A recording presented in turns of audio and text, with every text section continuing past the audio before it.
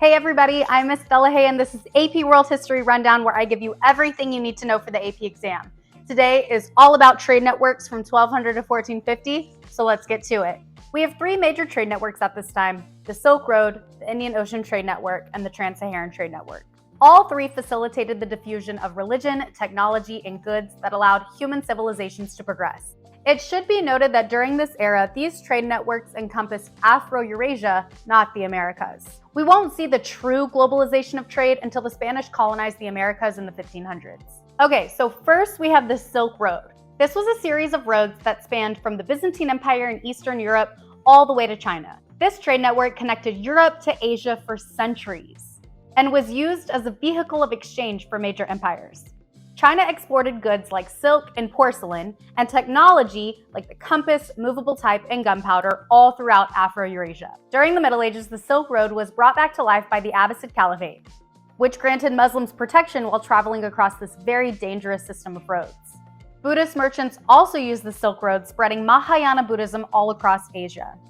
Although it was consistently used by the Song dynasty, trade on the Silk Road really boomed during the Mongol takeover. During this Pax Mongolica, or Mongolian peace, the Silk Road served as a vessel for which the greatest technology and resources of the day were diffused. This became a double-edged sword, though. The interconnectedness of Afro-Eurasia under the Mongols led to one of the world's deadliest epidemics, the bubonic plague. This started in China and spread along major trade networks all the way to Europe, killing millions. Then we have the Indian Ocean Trade Network. This is the heart of Afro-Eurasian trade. The Swahili city-states on the east coast of Africa were built up as a direct result of their involvement in Indian Ocean commerce. Southeast Asian states like Srivijaya developed as a result of the Indian Ocean Trade Network as well. Muslim merchants dominated trade, as Dar al-Islam touched the ocean itself, and Muslim merchants had access to navigation technology like the lateen sail. The lateen sail revolutionized ocean-going trade because previously, trade patterns were dictated by the direction of the monsoon winds.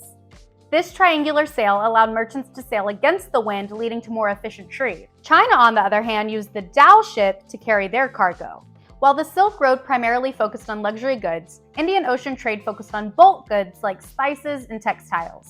Islam, Buddhism, and Hinduism were spread throughout the Indian Ocean basin, as China, Dar al-Islam, and India were all major players in this trade. Last, but certainly not least, we have the Trans-Saharan Trade Network. New technology, like the camel, brought by Arab traders, the camel saddle, and caravanserai, or stopping stations for caravans, made travel across the desert much easier. Caravanserai were found all across the Silk Road as well, allowing merchants to rest and re-up their supplies. Africa was and still is full of resources. Many African governments adopted Islam to be connected to the broader networks of exchange that were largely dominated by Muslim merchants. Mali built up centers of learning in places like Timbuktu, which was modeled after the capital city of Baghdad under the Abbasid Caliphate. Mali sits at the apex of the gold and salt trade, making them very rich and very powerful. One Mali king, Mansa Musa, displayed this wealth as he made his pilgrimage to Mecca. He gave away so much gold that he caused inflation in surrounding states. The other two major commodities that were exchanged were ivory and slaves. The Trans-Saharan slave trade was established by Arabs in the early years of the Islamic Caliphates and was governed by Islamic law. Generally, women were of higher demand because slaves were primarily used for domestic labor in places like the Middle East and Europe. This trade will continue in following centuries, but a new type of slavery will be established by the Portuguese in the 1400s and will eventually lead to the Atlantic slave trade.